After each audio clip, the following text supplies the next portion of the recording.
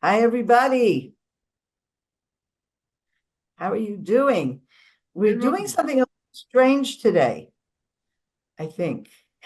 In the last couple days, I've been doing interviews with a team that are preparing a documentary on Christian support for Judea and Samaria.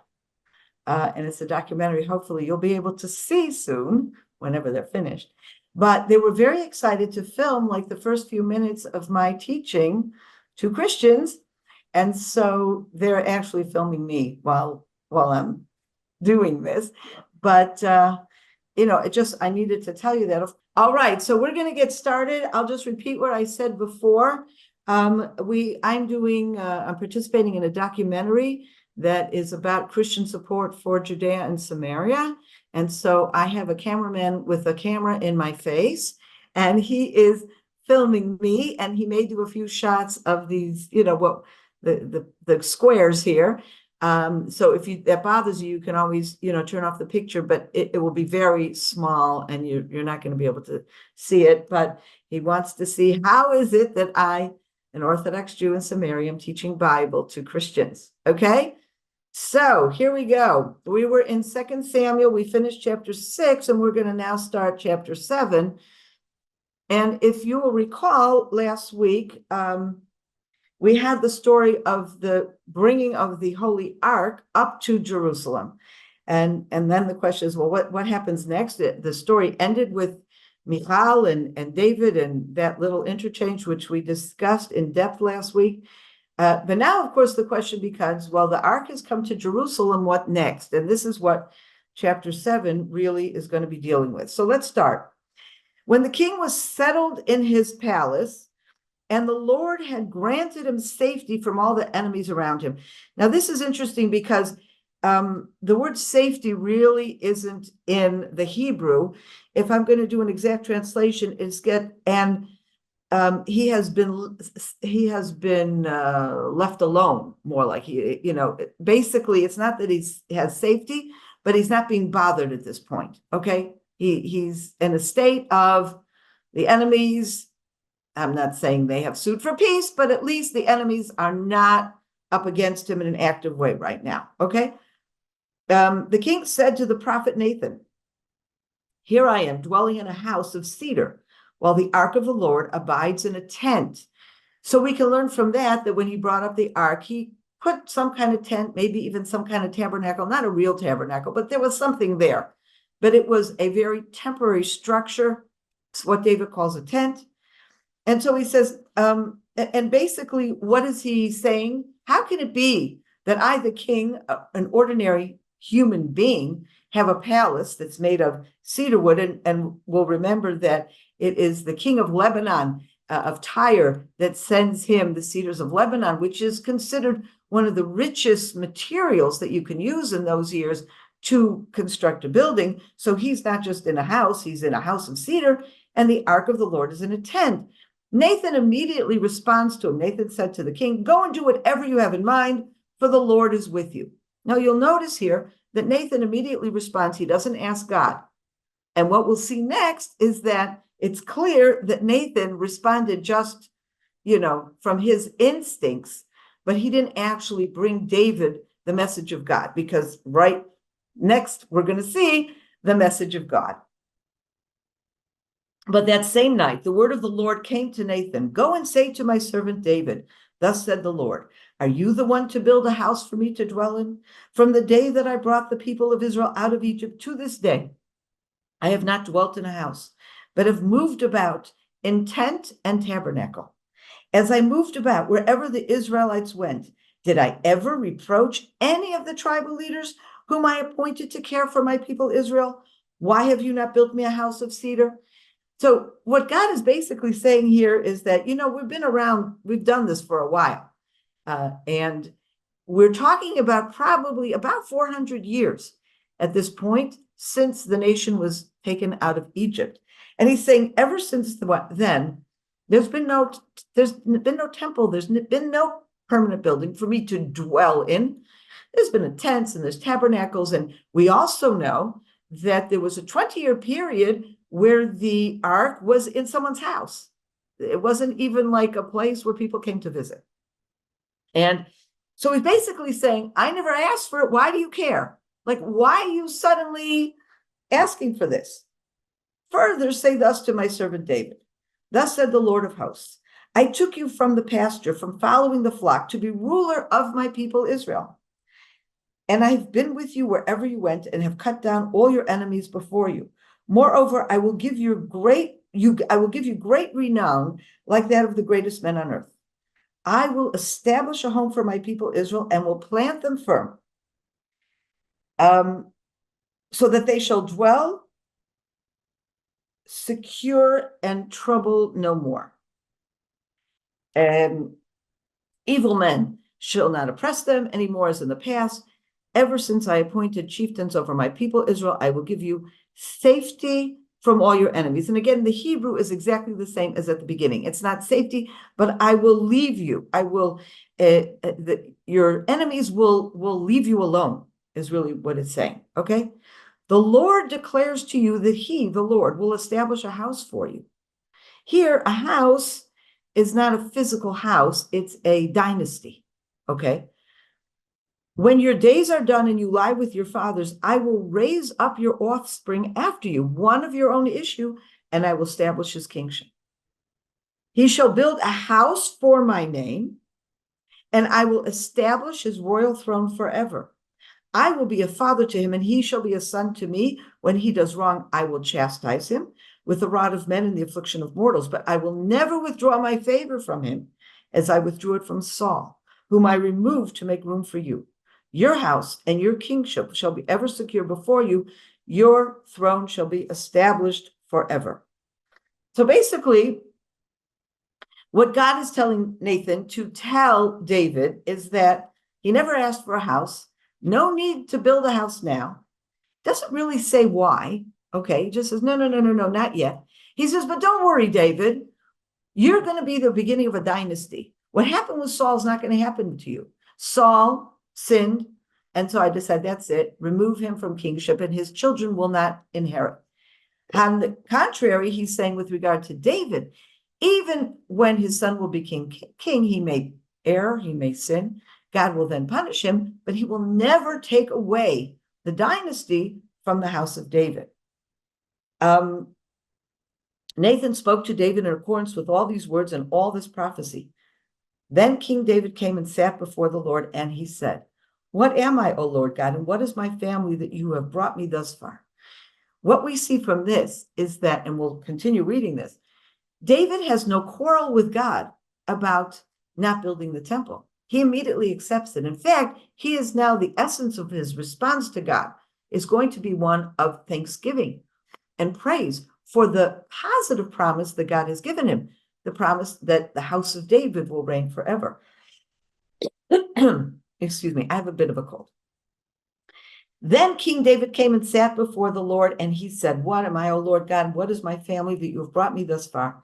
Yet even this, O Lord God, has seemed too little to you, for you have spoken of your servant's house also for the future. May that be the law for the people, O Lord God. What more can David say to you? You know your servant, O Lord God. For your word's sake and of your own accord, you have wrought this great thing and made it known to your servant. You are great indeed, O Lord God. There is none like you, and there is no other God but you, as we have always heard.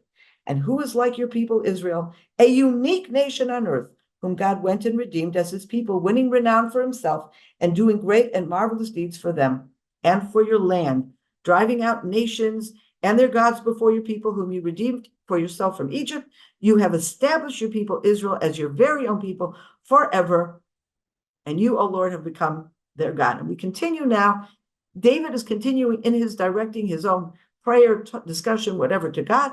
And now, O Lord God, fulfill your promise to your servant and his house forever, and do as you have promised. In other words, he's focusing this whole time on the great gifts that God has given to him as king. He has saved him from his enemies, which is really what God is talking about to him as well. And now he's focusing about this very great gift that God has given to him, that his children and forever will continue to rule.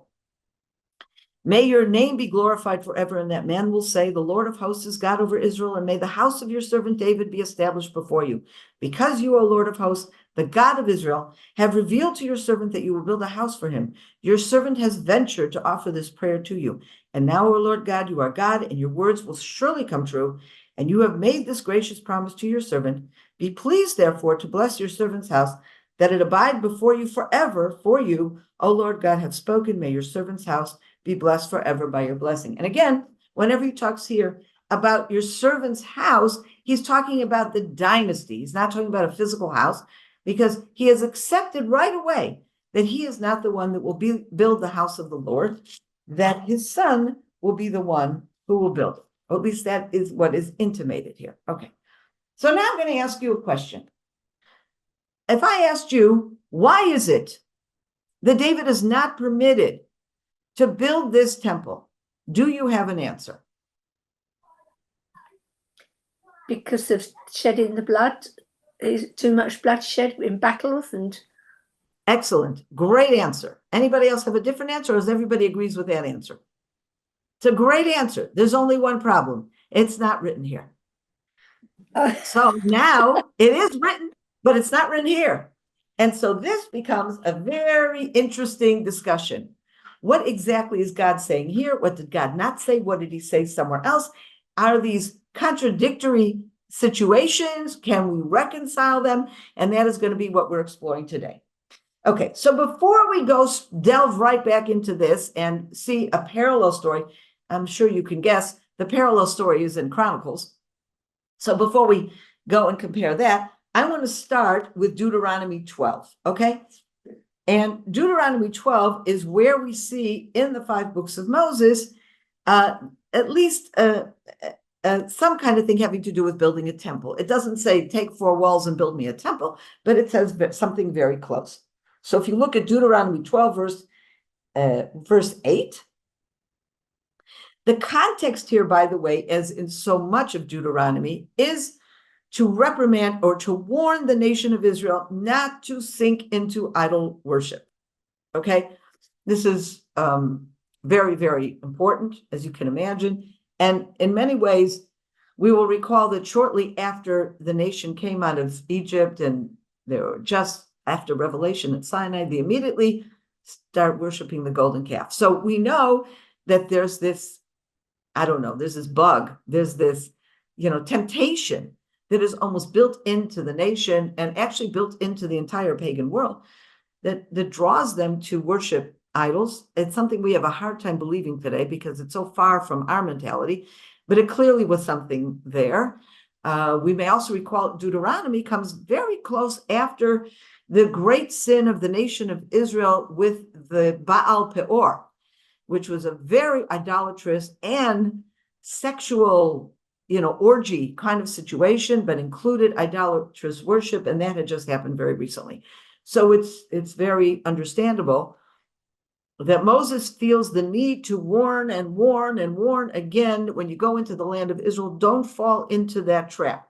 You're going to be going to a land that's full of pagan worship. You've got to get rid of it. Do not be influenced by it. And it is in that context here in Deuteronomy 12 that God is also saying something else. On the one hand, he's saying, don't worship idols. And he's talking about why idol worship and altars on every hilltop, okay?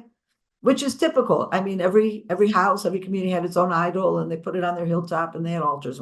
So he starts with that. But he also then goes on to say about even building altars to sacrifice to God is something that's problematic once there'll be a temple. Until there's a temple, you can sacrifice to God wherever you are.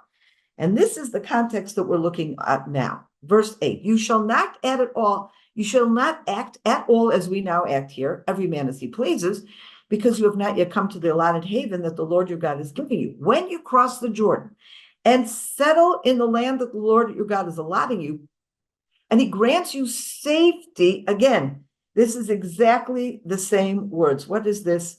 Safety from all your enemies. Is verse 10, okay? Gives you safety, but again, it's the exact same words. It's basically your enemies are going to leave you alone, okay? Well, let's look first at verse 9, because it's very important. I don't like the translation here. It says, you have not yet come to the allotted haven. Bad translation. The real translation here is you have not yet come to rest and to your territory. Menucha, rest, is like a total rest. It's a lot more than safety. It's a lot more than your enemies aren't bothering you. It's the ability to rest and relax and know that you are free of your enemies. Okay, it's the next step. It's a much deeper, more permanent situation that, okay, your enemies are leaving you alone for now. Okay. Excuse me, those words then are very important. And so we have two different things in this thing. Number one, God is saying you haven't yet come to a point where you are at rest and in your own territory. Number two, he's talking about, okay, what happens next? You're going to cross the Jordan and you get to a point where your enemies will leave you alone. And then he says in verse 11, then you must bring everything that I command you to the site where the Lord your God will choose to establish his name, your burnt offerings and other sacrifices, your tithes and contributions, and all the choice votive offerings that you vowed to the Lord. What is this place? We will learn later. Actually, not now in 2 Samuel, but soon we will discover that place is Jerusalem, and the place where they'll actually bring the tithings, and we'll have a temple, of course, is the Temple Mount, but we haven't gotten there yet. So here we have this idea of a temple being built with two issues that are important. One, that the enemies have left them alone. And second, they've reached this second stage of rest and taking possession of their territory. Okay, so now what do we have here? As we read in our chapter, we have the first one, when the chapter begins and describes the situation that David finds himself in. Now he's known that the enemies are now leaving him alone. But there's no mention anywhere in this chapter about reaching the next stage, the stage of rest and taking full possession of your territory. So that's something to keep in mind, because those words are going to come back to us again. Now let's go to Chronicles, 1 Chronicles chapter 17. And here, we don't have to read this chapter, but if you glance at it, you will see that it's almost exactly the same as what we just read in 2 Samuel chapter 7. It's basically the same thing. David wants to build a temple. Initially, Nathan says, fine. Then God appears to Nathan at night and tells him, no, you got to stop David. And again, if you read through this entire description, we have the same kind of discussion. We don't have any mention here about wars and bloodshed. Okay, we haven't found that yet. Where does that show up? So now let's look at 1 Chronicles chapter 22, verse 7. Here we are talking about David, and we're going to show two different things very close to each other. David here in chapter 22 is giving instructions to Solomon. Solomon's already clear that Solomon is going to be the king. David is still alive, and he is giving instruction to Solomon. This whole story about David giving instruction to Solomon, and later on, David repeating a lot of these instructions to the entire nation, does not appear anywhere in 2 Samuel. Okay, so this is an addition. If we read again, 1 Chronicles chapter 22, verse 7, David said to Solomon, my son, I wanted to build a house for the name of the Lord, my God. So now David is telling Solomon what he experienced, what happened. He wanted to build that house. But the word of the Lord came to me saying, you have shed much blood and fought great battles. You shall not build a house for my name, for you have shed much blood on the earth in my sight. But you will have a son who will be a man at rest. Okay? At rest. And here it's the same word in Hebrew, menucha. A man at rest is the same. That word of rest is the same word that we see in Deuteronomy 12. That becomes one of the conditions for building the temple. Who's going to be the man at rest? Solomon. And so here, for the first time, we learn that this has something to do with bloodshed. We didn't see any mention of bloodshed in also the first description of this in chapter 17 and in 2 Samuel in chapter 7. Suddenly it shows up, and it shows up only, we don't see this being quoted in a conversation of Nathan to David. It is David retelling the events to Solomon. And so, of course, the question is, did this happen? Did this really happen?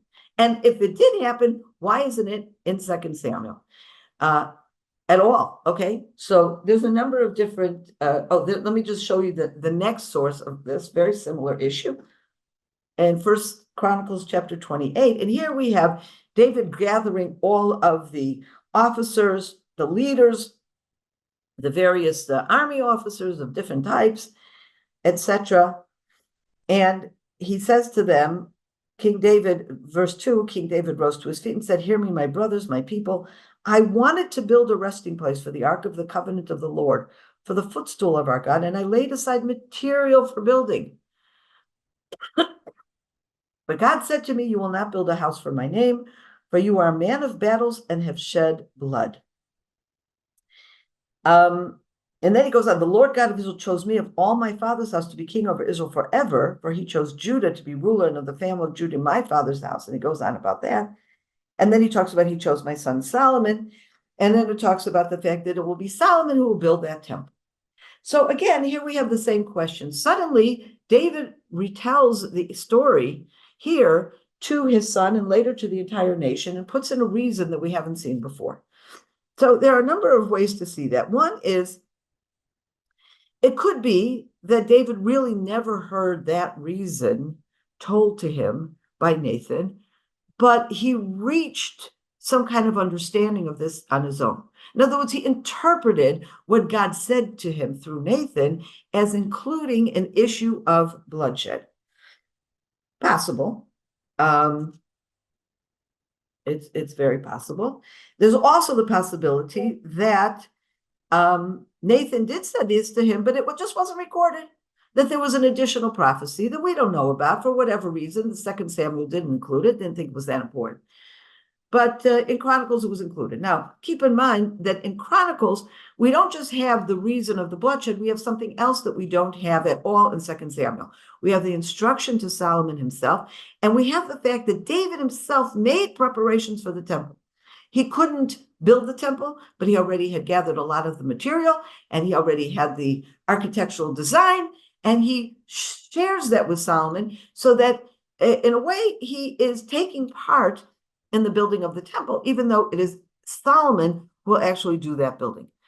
So that's also, very interesting that we see that. In other words, it's very possible the Chronicles has a different focus. Samuel is kind of, it's basically showing David progressing in what he's done as a king, and he brings up the ark.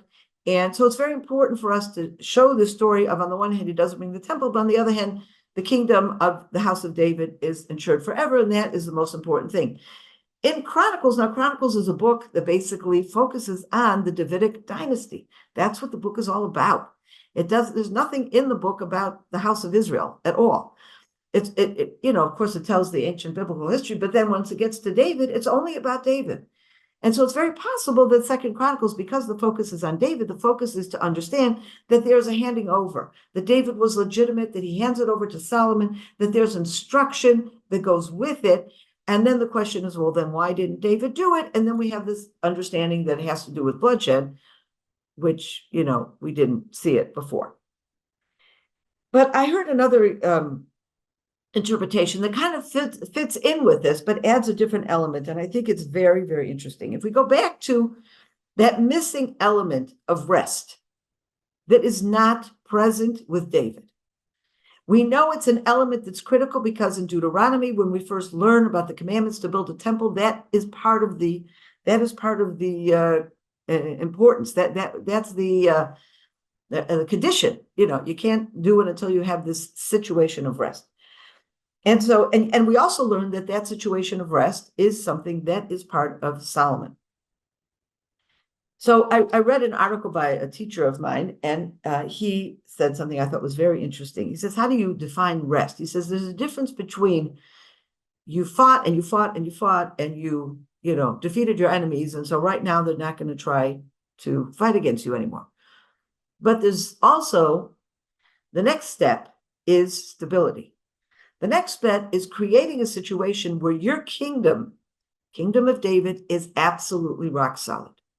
And we know when we're going to start studying this, when we continue the chapters that go on in 2 Samuel, there is nothing stable about David's kingdom. I mean, it's somewhat stable. But even though he defeats the Philistines, which is what we were just reading about, he defeats the Philistines, and it seems he has finally defeated the final enemy from, around the borders that challenge Israel. What we're going to start seeing now is all kinds of challenges within. He's going to be dealing with different rebellions and revolts. He's going to be dealing with all kinds of problems within his, kingdom. And so David, in many ways, it's not just that he has shed blood, but that he hasn't yet reached this situation of menucha, of rest, where he can really say, I have settled my issues. And it's not just a temporary ceasefire, but I have peace within the country, and I have peace around on all our borders.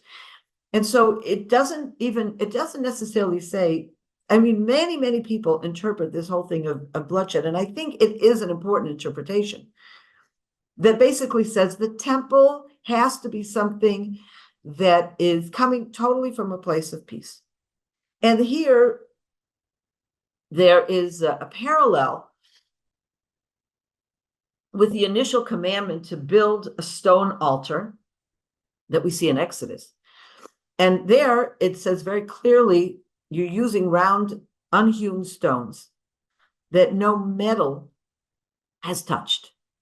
And you'll see some of the archaeological remains. If you go see, by the way, the Joshua's altar on Mount Ebal, you'll see also there's a huge difference between the stones that you see, the Herodian stones, the stones that make up the Western Wall.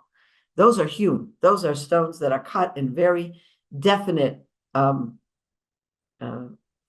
shapes, and there's a little border, and that's done with metal, of course, and that's something that, of course, that's not the temple. And it's not the altar. Okay, there's no problem using those kind of stones for the temple or for the retaining wall. There's a problem with the altar. The altar itself is always going to be made from these rough stones. And so people make a connection between that, and they said the same thing when it comes to something, when you're getting up to the most intimate issues having to do with the relationship with God and the people, the sacrifices, the altar, the ark. This has to come from a place of real peace. It has to come from a place where there's no bloodshed. And there's no criticism of David. David's wars were all justified. They were all justified. But basically the message here is that everyone was justified, but you're not the person to then go and build a temple whose entire message is peace and harmony between people and God. And I think that's a very, very powerful message. But when I come back here to the text, okay, I still am struggling with, well, what does it mean? And how did if we're saying maybe David understood this message on his own from what God did tell him, we're saying, well, what's the connection? And here we have the connection being that there is lack of stability, meaning a lack of a real settled peace. And so it could be that at this point in time, and we know after this point of time, David is still going to be involved in battles within, without, and look, his own son Absalom is going to rebel against him, and his chief of staff is going to kill Absalom. I mean, we're dealing with real battles with a lot of blood, and that happens even after this. So it's very possible what David understands from this issue of, yes, your enemies have left you alone for now, but you haven't reached that place of stability, of rest. So it could be that he himself interpreted that as being, I'm too involved in bloodshed, and I will continue to be involved in bloodshed, even though we are in a place of secure borders. Okay, we're not finished with the bloodshed yet. And this is what I have been involved with. And so that's also in other words, not just that he was given this message at a different time that wasn't recorded, but it's very possible it's what he personally understood. And it makes sense that this is the kind of understanding he would have taken from this. Now, I just want to go back to one more thing. We went back to Deuteronomy to see where it is that God commands the building of a temple. And there we saw this word of menucha, this word of rest in that context. There's two other places in Deuteronomy where we have the very same wording about when God will enable you to be left alone by your enemies. Okay, that same yaniach. Okay, and so let's first look at Deuteronomy 25. Deuteronomy 25:17, and this is, of course, a commandment to destroy Amalek. What is the wording here? Remember what Amalek did to you on your journey after you left Egypt. How undeterred by fear of God, he surprised you on the march, when you were famished and weary and cut down all the stragglers in your rear. Therefore, when the Lord your God grants you safety from all your enemies around you. Again, it's the same words in Hebrew and the same translation I don't like. Okay? When the Lord your God has arranged for your enemies to leave you alone, okay? In the land that the Lord your God has given you as a hereditary portion, you shall blot out the memory of Amalek from under him. Here, there is a commandment that you have to already have come into Israel. You have to be in a situation that you've already defeated a great deal of your enemies. Then you have to destroy Amalek, okay? And that's something that Saul is commanded to do, not when he finished his wars, but at a certain point in time when he's already, he's had significant defeats against the Philistines. He hasn't finished the Philistines, but he has had significant defeats against them already. And that makes sense. To defeat Amalek, you don't have to get to a point of, rest, okay, and ultimate stability. There's another place where there's a commandment of something you have to do when you come into the land of Israel, and that's also in Deuteronomy chapter 17. And here, this is the commandment having to do with appointing a king. Verse 14, after you enter the land that the Lord your God has assigned to you and taken possession of it and settled it,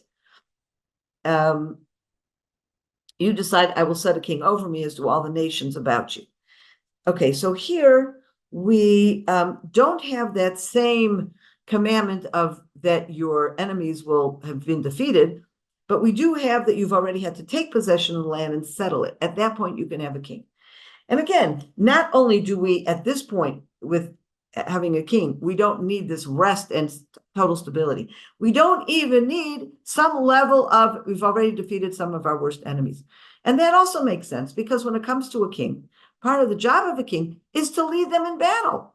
So yes, in other words, Joshua's job is going to conquer the land. We don't need a king for that yet. And we're going to have judges, we're going to have all these things, okay?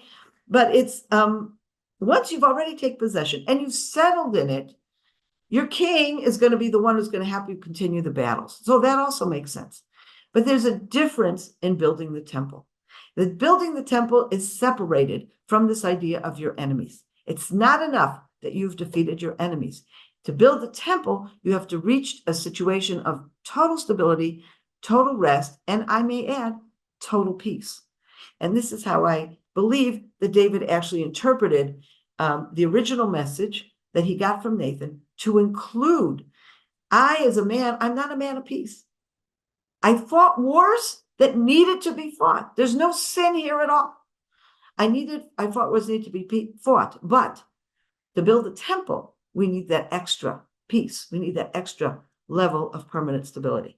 So that is how I read this with the help of this one of my teachers.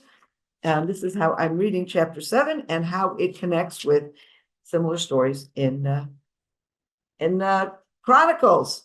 So that's it for chapter 7. Any comments or questions? I have a comment. I now understand why when David was dying and he spoke to Shlomo about getting rid of Joab, because Joab was a man of war with David. And I think David understood that he was giving his son a chance to have a peaceful kingdom. which Shlomo that's- had. Ah, and it's very interesting. That's a very, very good point. I like that. But it's also very interesting when David gives the, and it's clear why David is upset with Yoav. There are a few Right, different yeah. incidents he mentions, but he does not mention the fact that Yoav killed his son, Absalom. But I think it's very clear that that's sitting inside him as well, even though it's probably very legitimate that he killed Absalom. But that's something that really bothers him. But what does he say to Solomon? He says, no, don't kill him on these issues. These are what bother me. Wait for the right time. And indeed, Solomon is going to kill Joab at the point at which he threatens his own reign. And I think so that really goes together with what you're saying, because Joab is problem. Yes, and he he's is a got to man get of rid of war. him. He retains this rebellion spirit in a way. Okay. And he has to get rid of that in order to become that man of peace. And I think it's great. Thank you. That's a wonderful, wonderful comment. Lynn, what did you want to say? It's interesting that in relation to building the temple, it doesn't mention anything to do with Bathsheba, because I mean, obviously it was Uriah the Hittite that David actually caused the death of several men, and that's not mentioned either in Chronicles. And is it? But it's later. In other words, in chapter 7, it's not that clear. But in chapter 7, all that hadn't happened yet. No, but also in Chronicles, it's not mentioned.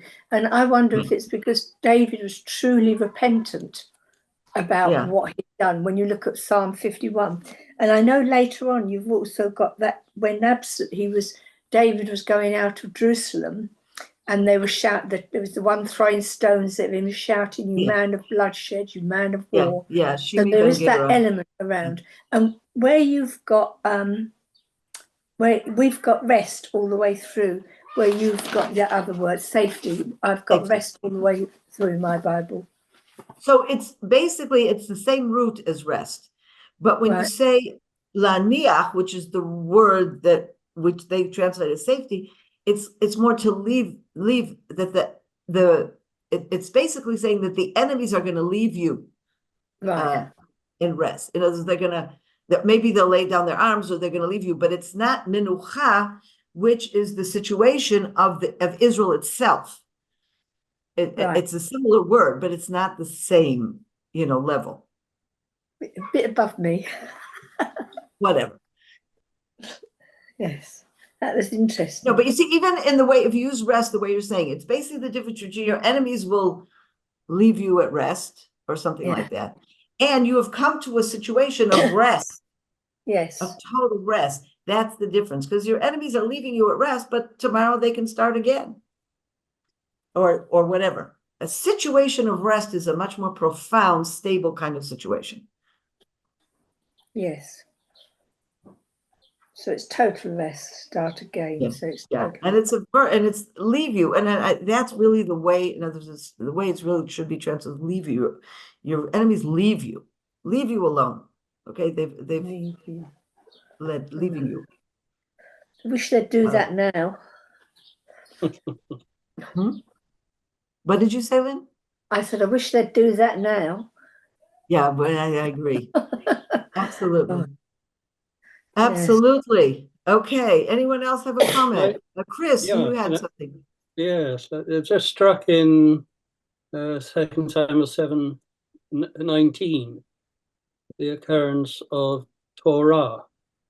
In the English translations, it's sometimes translated as custom or law. Wait, I have Torah there, that this is the Torah, the man, O Lord God. Wait, which verse are you looking at? Which book and which verse? 19. Where? You have spoken of your servant's house in the far distant future. Wait, verse 19? The man, O Lord God. Oh, this is Torah to Adam. Okay. Law. It's translated here as law. Torah, literally, Torah can refer to the 5 books of Moses, but it's literally instruction. Yes, that's right. Yeah. And here it's translated as law. Yes. It's an implication of oneness. No, it's not oneness. It's what he's talking about is that this is, let's see, where am I talking about? 19. Yet even this, O Lord God, had seemed too little to you, for you have spoken of your servant's house also for the future. Okay. No, that's 19.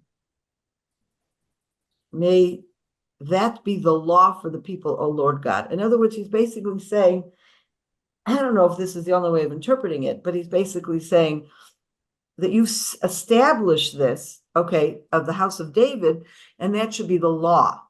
Yes. Okay.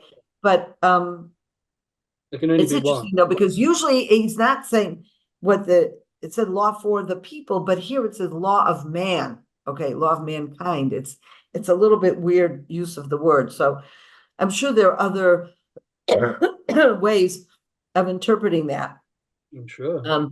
Maybe what it's really trying to say is the law is the law of man in the relationship to God. In other words, if God has settled something, then the law of man is to say, yeah, right. That's how it is, and that's how I'm going to accept it. Thank you. Any other comments? Okay, well, anyway, I hope to see you again next week, and we will take up with chapter 8.